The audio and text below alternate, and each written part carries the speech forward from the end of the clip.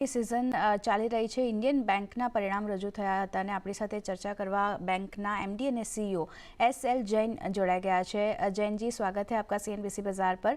और शुरुआत करते हैं. ओवरऑल अच्छे नतीजे हमने देखे हैं. नेट प्रॉफिट में देखें तो 51.8% की बढ़त देखी है. तो ये इंटरेस्ट इनकम में जो ग्रोथ है उसके कारण प्रॉफिट बढ़ा है या अदर रीज़न आप देख रहे हैं? ओपनिंग कमेंट्स ओवरऑल क्या रहेंगी? आप देखिए, हमारा ऑपरेटिंग प्रॉफिट बढ़ा, हमारा नेट प्रॉफिट 52% से बढ़ा है। और ऑपरेटिंग प्रॉफिट जो बढ़ा है उसका जो रीजन है, एनआईआई की ग्रोथ है और अदर इनकम की भी ग्रोथ है। अदर इनकम में अगर आप देखेंगे तो हमारा फी बेस्ड इनकम जो है 21% से बढ़ा है। हमारा पीएसएलसी सेल की इनकम बढ़ी है, ट्रेडिंग प्रॉफिट बढ़ा है। सो और इनफैक्ट और बिजनेस भी बढ़ा है। सो जब बिजनेस बढ़ता है, इनकम बढ़ती है, अदर इनकम बढ़ती है, तो प्रॉफिटेबिलिटी बढ़ती है। तो ये सारे जो नतीजा है ये सब बिजनेस का है।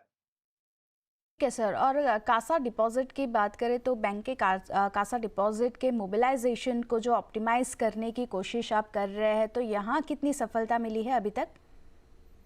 अब देखिए, हमारा कासा कंसिस्टेंटली हम लोग डोमेस्टिक कासा 41% से ऊपर रख पाए हैं।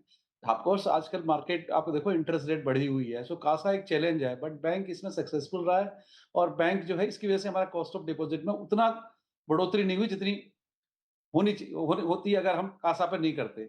सो इसकी वजह से बैंक का प्रॉफिटेबिलिटी बेटर है। ठीक है सर. आरबीआई के जो ये अनसिक्योर लोन के लिए जो नए नियम आए हैं उसकी कोई इम्पैक्ट आती हुई दिखी है या आने वाले टाइम में दिखेगी सर? बैंक ऑफ इंडिया ने एक्चुअली जो सर्कुलर आया, दो चीजें करी है उन्होंने। NBFC exposure other than housing 25% से रिस्क वेट बढ़ाया है। दूसरा कंज्यूमर लोन पर 25% से रिस्क वेट बढ़ाया है। सो हमको इसका जो इम्पैक्ट है, हमारी जो रिस्क वेट असेट बढ़ी है दिसंबर में, और उसका इम्पैक्ट 57 बिप्स आया है हमारी कैपिटल एडिक्वेसी पर। बट हमारी कैपिटल एडिक्वेसी जो है 15.58 है, और अगर हम 9 महीने का प्रॉफिट जोड़े तो ये 17.11 है। जो रिजर्व बैंक की जो रिक्वायरमेंट है वो 11.5 है। हमारा bank 17%, so we are 150% above than the minimum, so bank is adequately capitalized. ठीक है सर. और डिपॉजिट और एडवांसेस की बात करें तो डोमेस्टिक और ओवरसीज डिपॉजिट आउटलुक क्या देख रहे हैं? क्योंकि डिपॉजिट ऑफ लेंडर में देखें 10% का इजाफा हमने देखा है ईयर ऑन ईयर बेसिस पे, और क्यू क्यू बेसिस पे 2% ये बढ़ता हुआ दिखा है. तो डिपॉजिट और एडवांसेस के लिए क्या आउटलुक रहेगा? हम लोगों ने जब स्टार्ट का बिगिनिंग था ईयर का, हमने कहा था कि हमारा डिपॉजिट 8 to 10% के बीच में बढ़ा है, और एक्चुअली हम लोग 10% बढ़े हैं। ठीक तरह हमने गाइडेंस दिया था कि हमारा क्रेडिट 10 से 12% बढ़ेगा, हम लोग 13% बढ़े हैं। सो जैसे हमने गाइडेंस दिया है उससे हमारा बेटर ही परफॉर्मेंस है। और हमारा आप देखिए डिपॉजिट और एडवांस दोनों ही इन टेंडम बढ़ रहा है। एज ए रिजल्ट क्या है कि हमारा सीडी रेशियो जो है वो 77-78% के आसपास है।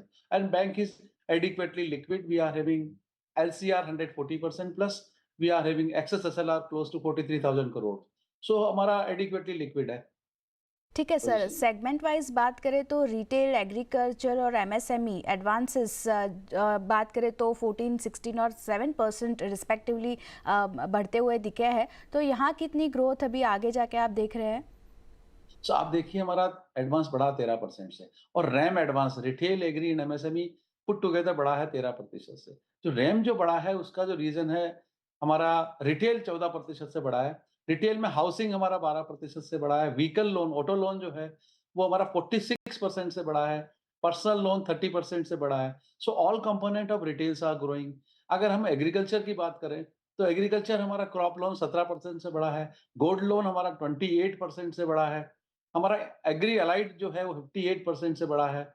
एसएचजी क्रेडिट हमारा 40% से बढ़ा। सो पुट टुगेदर 16% से बढ़ा है, जो है एग्री बढ़ा है। एंड एमएसएमई हमारा 7.5% से। सो एज ए रिजल्ट क्या है, 13% अगर आपका रैम बढ़ा है और 13% ही आपका क्रेडिट बढ़ा है, तो आपका रैम का जो परसेंटेज है वो 60 to 38% जो हमारा कॉम्बिनेशन है उसको मेंटेन कर पाए। Rather we are inching towards 63%। ठीक है सर. और मेरा लास्ट सवाल रहेगा बजट को लेके. अभी नेक्स्ट वीक में हम लोग देखेंगे बजट, 1 फ़रवरी को रिलीज़ होगा. तो क्या एक्सपेक्टेशंस आपकी तरफ से बन रही है बजट को लेके? देखिए आप, जो जीडीपी है कंट्री का 7% से बढ़ रहा है, आगे भी जीडीपी की ग्रोथ 7% है। सो जब जीडीपी 7% से बढ़ेगा तो नेचुरली आपका there are lot of opportunities will come. And देखो टैक्स कलेक्शन भी कंट्री का बढ़ रहा है। सो जब टैक्स कलेक्शन बढ़ रहा है, जीडीपी बढ़ रहा है, तो बहुत सारी अपॉर्चुनिटीज बैंक के पास आएगी, तो बैंक ऐसे ही कंटिन्यूअसली ग्रो कर पाएगा। अब बजट में क्या आता है, ये तो हमको 1 तारीख को ही पता लगेगा। But opportunities for business is there. Sir on that note Jain sir, शुक्रिया हमारे साथ जुड़ने के लिए और ये सारी डिटेल शेयर करने के लिए, और all the best for coming quarters sir. Thank you, धन्यवाद।